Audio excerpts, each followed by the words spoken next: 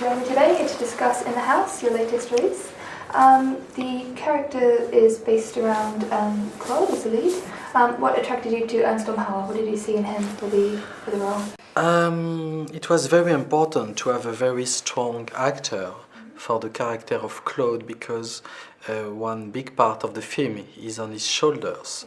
So, because the character is supposed to be 16, I met for the cast many young actors of his age, and very quickly I realized it was impossible to give such a part to a so young boy because they didn't have enough maturity to play such a part, and being in front of Fabrice Lucchini, it could have been difficult. So I decided to open the cast and I saw older guys.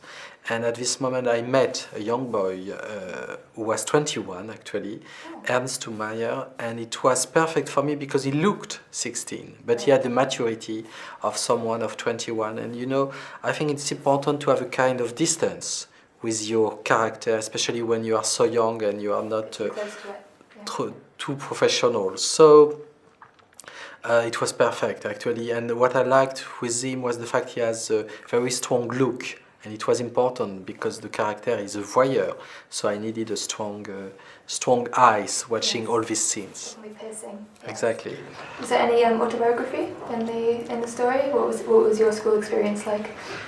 Mine? Yes. I think there are many personal things in the film because the film is really about the process of storytelling, the process of writing, and I'm very close to this young boy, but at the same time I'm close to the teacher too, so it's a mix between the two.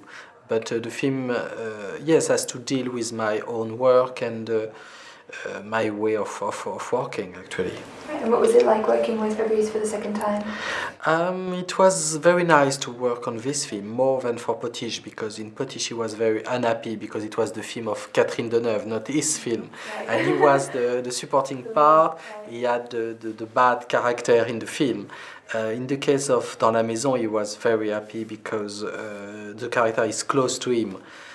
You know, because Fabrice is like a teacher in life, so you brought it through. Yes, it was very easy for him to give these lessons, and he had a lot of pleasure to do that. And the screen chemistry with Kristen Scott Thomas as well, that was... It's always difficult to find a wife to Fabrice Lucchini, but I had the feeling it could be a good idea to cast Kristen in front of him because they have the same theatrical background, and I had the feeling the chemistry could really work because they have the same sense of humor, the same rhythm, and I needed a special tempo between the two, and I think it works very well. Have you noticed a big difference between screen actors and stage actors in the way that they approach roles? No, not really. With such actors there is no difference, and they are used to go from the theater to cinema. They are very adaptable, yes. How did you find adapting the screenplay, the Boy in the Last Row, the Spanish? You know, when you do an adaptation, you have to admit it's always a betrayal because you can't follow exactly the original text, especially when you do a cinematic adaptation. So you have to choose what you keep, what you cut, what you need, and it was not so difficult because when you like something, you take what you like, you know. Yes, and it was quite easy because the writer who is alive gave me a total freedom to do what I wanted. He said to me, I like your work, I trust you, do what you want. And so I was not afraid to cut, to change the characters, to transform the end of the play, so it was quite easy.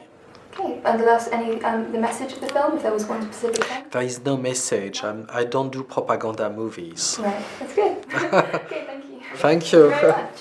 Thank you for your time. Thank you.